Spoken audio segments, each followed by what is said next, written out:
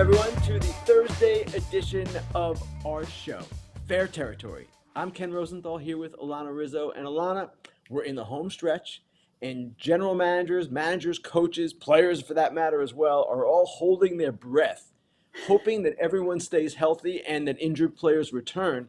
And we've got two significant developments today along those fronts. Yeah, Ken, good to see you as always. This is it. 3 weeks left, not even 3 weeks until the first wild card game begins. And you're talking about it in the lead as we get going in this program. And I tell you what, the Houston Astros, even though they are atop of the AL West, they can ill afford to lose Jose Altuve, Ken. They cannot lose a Jose Altuve, not with the playoffs approaching, knowing his history in October.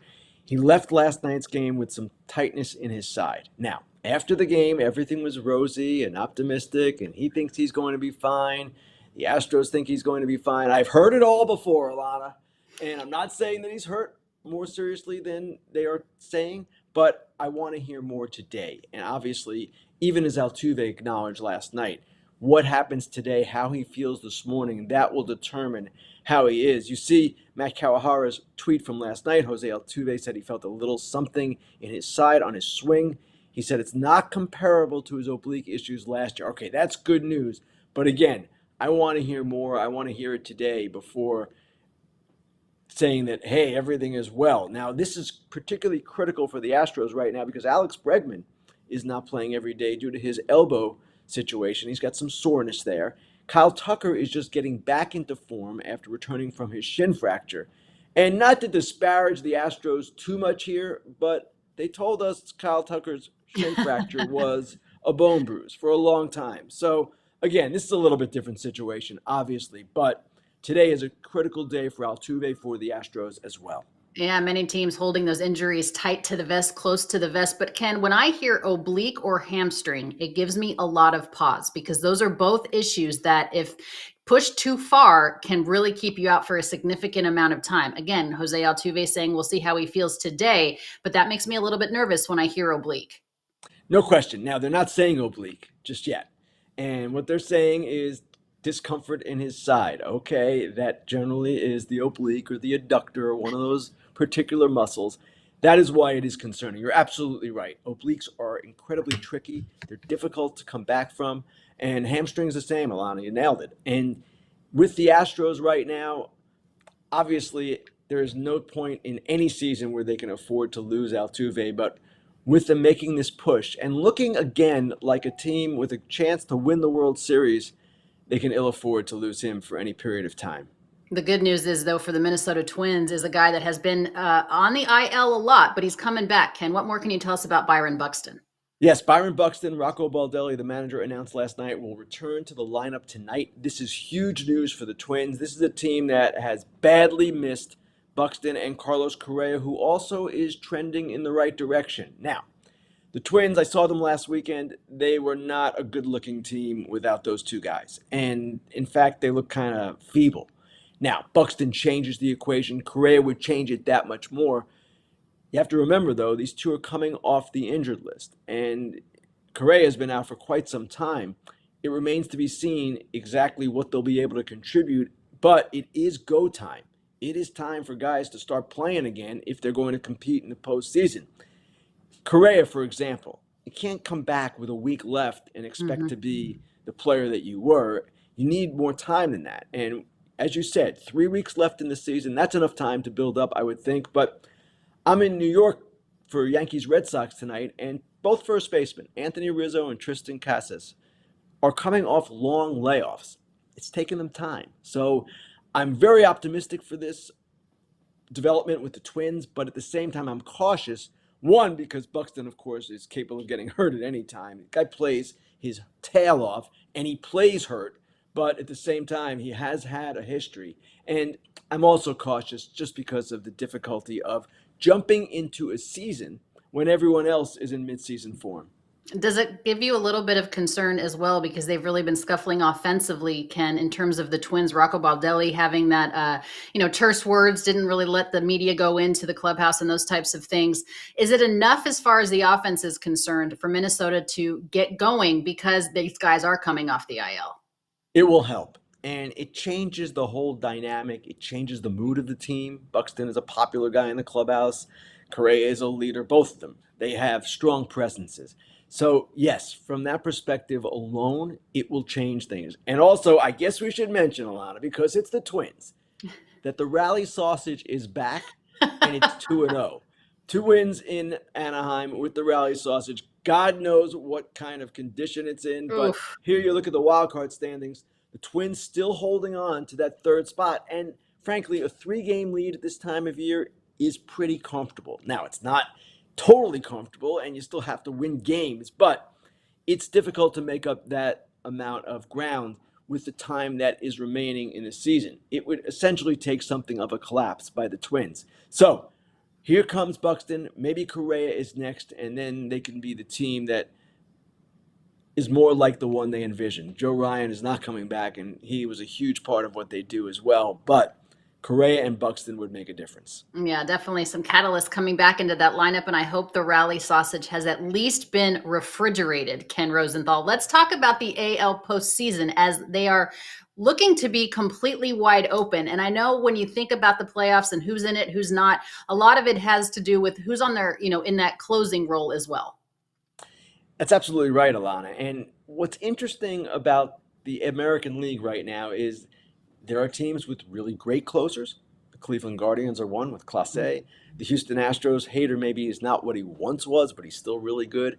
And then there are other teams with more uncertainty. So let's take a look at each team's closer right now. We'll include the Tigers here because they're 3 out. Josh Hader for the Astros. We talked about him. Emmanuel Clase for the Guardians. Yohan Duran and Griffin Jacks for the Twins. They've been kind of using both. Lucas Urseg has been brilliant since his trade from the A's to the Royals. Jason Foley from the Tigers. Sir Anthony Dominguez has done well enough. The Orioles have other issues, more on the offensive end right now, and a little bit with their rotation concerns as well. Now, the Yankees, you see a question mark there. And I know normally that's cause for alarm, but Luke Weaver, in his last couple of outings, has really picked it up for the Yankees. And when you remove Clay Holmes from the closer role, and last night he pitched in the 7th inning, what you do is open up possibilities. And every manager would prefer to have Mariano Rivera sitting in the bullpen for the 9th inning. There's only one Mariano Rivera, and very few teams even have someone like Clase. But what Aaron Boone can do now is pick different lanes for different relievers. Holmes against a right-handed group of hitters. Tommy Kahnle with his changeup against lefties. Weaver goes against both. Jake Cousins has done a great job for them, and they've got a better underside of the bullpen now than perhaps they had a couple of months ago. The other thing with the Yankees that's really interesting, and why I kind of like them right now, their rotation right now goes 6 deep. Nestor Cortez starts tonight. He's back in the rotation, but he could go to the bullpen. And in the postseason, you're only going to need 3 starters for the first round and then 4 for the LCS and the World Series. So the Yankees can supplement their bullpen with any one of their starters. It's not going to be Garrett Cole, obviously, but any of the others could go in there. Cortez would be a really good candidate. He was great Saturday for them in that role.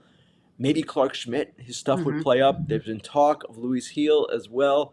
Luis Gil is a fascinating guy to think about in the back end of a bullpen, but the problem is he doesn't quite throw enough strikes to trust him entirely. So they have, in my opinion, a lot of options to choose from, and that's a good thing this time of year. Yeah, the optionality is great. Let me ask you this. And by the way, don't forget to get your questions in for Grillin Ken coming up here. Load up the chat. We want to hear from you guys. This is an opportunity to ask Ken some great questions. Do you think, Ken, that having Weaver in the bullpen or being able to rotate guys in that back end of the bullpen is the equivalent for Aaron Boone of having Jason Dominguez as an option with Alex Verdugo and Giancarlo Stanton to kind of flip out the DH, get Aaron Judge off of his legs? Is it the same equivalency as far as versatility and options for the bullpen as it would be for, let's say, the lineup? Alana, I'm glad you raised that point because I do see it the same way. And I don't know that I would say it's options, it's competition. Okay. Right now, there's competition on this roster. There's competition between Verdugo and Dominguez. That's one. And as we just mentioned, there's competition in the starting rotation. Nestor Cortez Jr. needs to pitch well tonight, right? Clark Schmidt the same tomorrow. There are guys competing to be in that postseason rotation. So I like where they are for that reason as well. Gleyber Torres is playing much better. They've got some good things going. Rizzo's back, hasn't really hit yet, but he's playing good defense. I wouldn't call them the favorite. I don't know that there is a favorite. And they're Mhm. flawed too. They get sloppy at times. They're not a perfect team by any stretch, and the bullpen still is a question. But again, they have a lot of bodies in play here, and that's a good thing. Yeah, it's funny that you mentioned that because I don't think there's one team, Ken, that really just shines among the 30. It could be anybody's win in terms of the World Series this year. Let's talk a minute about roster construction. And Mark Weiner, the big boss, if you will, brought up a really good point, Ken, that perhaps, having a great starting rotation isn't the only way to handle a 162 game season. Let's look at the Braves and the Mariners right now, both teams on the outside looking in. Well, these two teams are quite interesting because they are 1-2 in the major leagues in ERA. The Braves lead the majors in ERA, the Mariners are second, and you see in strikeout rate, which all teams value right now, the Braves are first and the Mariners are fourth. So you might say, well, starting pitching, not that big a deal, you don't need it, because look at these two teams. They're not going to the postseason, possibly. Uh, it's a good point, but let's slow down. The Braves, if they don't make the postseason, are not going to the postseason because they are missing Spencer Strider and Ronald Acuna Jr. and Austin Riley and Ozzie Albies. They've been hit with injuries like no other club. And the Mariners, they're a team that has had good pitching for a couple of years now, but they do not hit. And that's their flaw, their fatal flaw. It's something that they've tried to correct and haven't corrected. So I would still, if I were a front office person or a manager or a coach, I still would say, give me a great rotation. I'm good with that. I'd like Yeah. that to build my team around. It's just that with these two clubs, there are extenuating circumstances. With the Braves, the injuries, and with the Mariners, just the offensive struggles that they've had. They have not been good enough to back that pitching staff. And as I've written, it's an all-time waste because this is a great staff. Yeah, it's one of the best I've seen as far as the starting staff is concerned. You need the run support to be able to support them too, and to protect the bullpen a little bit. So perhaps, maybe dominant pitching isn't the only way to handle 162, but it certainly helps, Kenny, as we've seen in the past. All right, we're going to be right back after a quick word from AJ Przinsky, Eric Kratz, and Scott Perron. Pop quiz, AJ. What is America's #1 meal kit? That would be HelloFresh, Scott, and it even works for picky eaters like you. There's an ever-changing menu of 50 recipes to choose from each week. So just select your meals and delivery date, and voila! Yeah, home-cooked meals just hit different. The recipes are easy to follow with pre-portioned ingredients delivered fresh. Just choose that delivery day, open your box, cook, and eat. It's so easy, Kratz. Agreed. With FT every day and my coaching job, I don't have time to search recipes all night and also spending money on a whole jar of spices for only a pinch. Nah, I'm good. My family gets more of me because I don't have to take a last-minute trip to the grocery store at night to find dinner. Ready for this? For free breakfast for life, go to HelloFresh.com/free FT. One free breakfast item per box while subscription is active. That's free breakfast for life just by going to HelloFresh.com/FREEFT. All right, thanks to our friends at HelloFresh. Time now for Grillin Ken. And Ken, the first question is in regards to some Tigers pitching coach questions and whether or not perhaps Chris Fetter could be a manager in the big leagues next season. That's an interesting question. Chris Fetter is a pitching coach that the Tigers plucked from the University of Michigan. He has done a great job there, and if you want to know how great a job he is, try naming that team's bullpen right now. It's very effective, and it's comprised of a number of guys who really are kind of off the radar people for the most part. So anytime a pitching coach has success like Fetter has had, you wonder, yes, could he take the next step? I have not talked to him about this. I've not asked AJ Hinch about it either. I don't even know if Chris Fetter has managerial aspirations. I do know he's a good pitching coach. Ken, let me ask you this. In your time in this game, who is a pitching coach in the past that you've really enjoyed just having a conversation with, that you've learned maybe something that you didn't think of before? Brent Strom stands out, former Astros pitching coach, now Sure. with the Diamondbacks. He is the oldest coach in the major leagues. I don't know exactly how old he is now. He's in his 70s. He is a remarkable person. He is one of the most interesting people to talk to, and he was at the forefront of the analytical movement with pitching and all of the technological advances. here's the oldest coach, and he was right there on top of all this stuff. He was actually ahead of his time. He's joked at times that he's gotten fired for things that would get him hired today. Oh, that's a great line. I love it. All right, sticking with the pitching questions for just a second. Walker Buehler. It's been an interesting transition from coming off his second Tommy John surgery. Colossal Jaguar. Would Buehler be an option in the bullpen, Ken, for the Dodgers? I don't know the answer to that, Alanna. Maybe you do. But I will say this. If Glasnow comes back, and he's trending that way, he had an aggressive bullpen a couple of days ago. Yamamoto is back now. Flaherty is pitching well. That's three. Really good trio right there. Then you go with Miller or Buehler in the fourth spot once you need it in the playoffs. And that's an intriguing group. Now, I don't know where Buehler is health-wise with the ability to go to the bullpen. I imagine he could, but I don't know that the Dodgers would want to mess with that. But their bullpen seems to me to be a strength. And Gratterall's coming back, and they're in a good spot with the bullpen. So I don't know that they would need Buehler necessarily out there. They have quite a number of alternatives. And we talked about Aaron Boone earlier and how he can pick his lanes. The Dodgers can do the same thing with the group that they have. And I know that Clayton Kershaw is currently on the shelf right now. Can you imagine a situation, Ken, where the Dodgers go into the postseason and Kershaw's not on the postseason roster? It's going to happen eventually, Alanna, and we might see it with Houston too, and Verlander not being part of their postseason rotation. Both these guys have had amazing careers, incredible careers. They're both Hall of Famers, of course. Unfortunately, in this sport, it doesn't go on forever, and I'm not counting either of them out. Anyone who does that would be foolish and would be ignorant of each of their respective histories. But at the same time, Kershaw is hurt right now, and Verlander, in his 4 starts since coming back, has a 9.68 ERA. Let me ask you about the balance, though. How do you handle that as a front office with the pedigree and the resume of a Verlander minus the production of what he's not been able to do so far in the last 4 starts? It's a great question.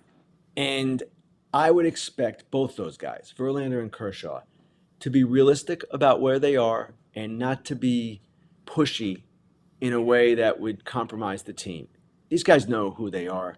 They know where they are physically, and they know, or at least have a sense of whether they can contribute or not. Now, of course, you've always heard the expression, athletes are the last to know when they're done, and there's a certain element of truth to that. But at the same time, I just can't see either of those guys being so self-centered that they would compromise the team. I don't see that happen. Well, they're both heading to Cooperstown, certainly. Another question for you as we make our move now to the position player side. Does a playoff berth and perhaps a deep playoff run not affect the Mets in their bid for Juan Soto? Good question. I'm not sure of the answer there. My expectation would be nothing affects it.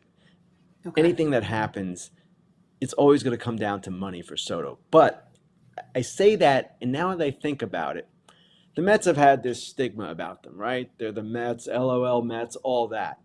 If they make the playoffs with a group in a transition year, really, and if, hey, maybe they win a round or two, certainly it would indicate to Soto that they are a real contender for years to come, and of course would be even better with him in the mix. But at the same time, what this is going to come down to, Alanna, is this and this alone. So whoever pays him the most, it could be, if the Oakland Athletics pay Juan Soto the most, he's in Sacramento next year. And it's not going to happen. I'm just saying that's what the priority is here. Oh, my goodness. Let me ask you a roster construction question before we get on to the next question here in Grillin Ken. Would you see a scenario, Ken, that Mark Vientos becomes the first baseman for the Mets and they let Pete Alonso go? I can definitely see them letting Pete Alonso go. He is one of the great sluggers in franchise history. He has had 4 or 5 great home run seasons. I can't remember the stat off the top of my head, but he's right there as far as sluggers are concerned in the game today. But certainly they can do some things with their roster, and they might not be willing to commit to Pete Alonso at age 31 or whatever he is long-term. Long-term deals for first basemen don't always work out so well. We're kind of seeing it at the end of Goldschmidt's deal now. He's struggled. Of course, he's come back a little bit in the last month or so, but teams generally are reluctant to go long-term with first baseman. Alonso is not especially athletic. He works really hard at it at first base, but he's not Freddie Freeman there or any of the other great defensive first basemen. So I can definitely see them letting him go. Whether you want to put Vientos there or keep him at third and do something else at first, that would remain to be seen. All right, one quick question here on the CBA as we finish up Grillin Ken. Ugh. When the next CBA negotiation happens again, what things do you think clubs and the Major League Baseball Players Association will be discussing? And could we see clubs wanting a deadline on free agency signing period? This is a question that comes up a lot.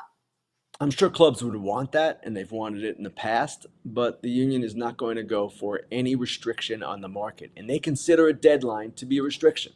And they think that deadline would be manipulated by the clubs and would drive salaries down for certain free agents, not like a Juan Soto, but some of the mid-level guys. As for the next CBA, what we're going to hear, not just yet, but eventually, is the latest round of rumblings from the ownership side, the management side, about the need for a salary cap. We always hear it. Sometimes they push harder than others. Sometimes they use coded language. That's what they want. I can't imagine them getting it. And what I would expect is kind of this deal that just was agreed upon a few years ago being tweaked and expanded upon and just going about it that way. I don't know that either side wants to risk another work stoppage. I don't know that this sport can really withstand that at this point. It's a different world now than when the previous work stoppages took place, especially in the 80s and 90s. Baseball was more prominent in the sporting landscape. Now, if it goes away for a little bit, people will do other things. So, as much as the owners want a salary cap, and I am sure there are some who would be willing to lose part of a season to get one, or at least to attempt to get one, I just can't see either side having the courage or the stupidity to do that. I think the latter is more well said. All right, one more quick word from our friends Scott Braun, AJ. Oh my goodness, I can't even talk. AJ Przinsky and Eric Kratz. All right, this one's for the dudes. You know how scary it can get when you're going for a close shave below the belt, and that's why FT trusts Manscaped for those sensitive areas. Their newest package is the Performance Package 5.0 Ultra, including the star of the show, the Lawnmower 5.0 Ultra. Their 5th generation trimmer features 2 interchangeable next-gen skin-safe blade heads, a standard one for taking a little off the top, and a new foil blade to go smooth wherever your heart desires. Manscaped even threw in 2 free gifts to their Performance Package 5.0, the Manscaped Boxers and the Shed Travel Bag. Want more wet products? Say no more. Manscaped has a new buff bundle. This bundle includes their signature silicone scrubber plus body wash, so ditch your nasty loofah and grab a taste of freshness. Join the 10 million men worldwide who trust Manscaped with our exclusive offer. Get 20% off plus free shipping when you go to manscaped.com and use code FOUL20.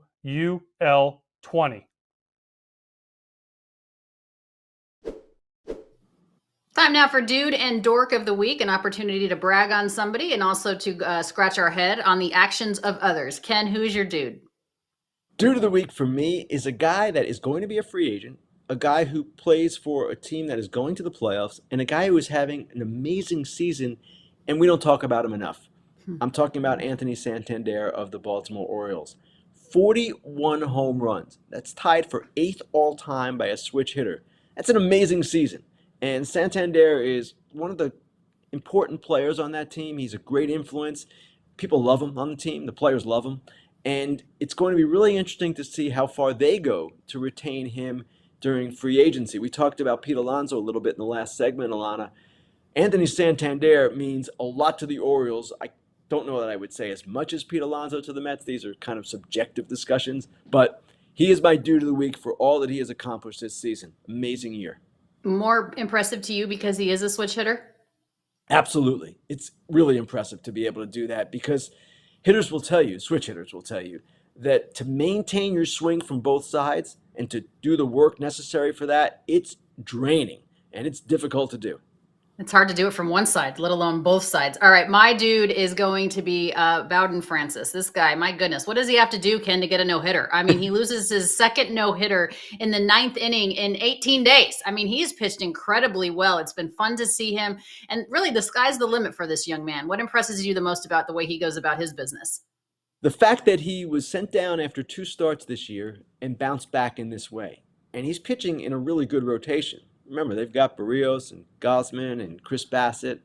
They are an impressive group, and he looks like he is going to be part of that next year. And to put together 2 starts in a span of 4 in which you take a no-hitter into the 9th inning, that is just impressive. And this kid has fought back from some difficult circumstances earlier this year, a demotion, and kudos to him. Yeah, Bowden, keep at it, kid. He was named after Bobby Bowden of Florida State fame. All right, who is your dork of the week, Ken? All right.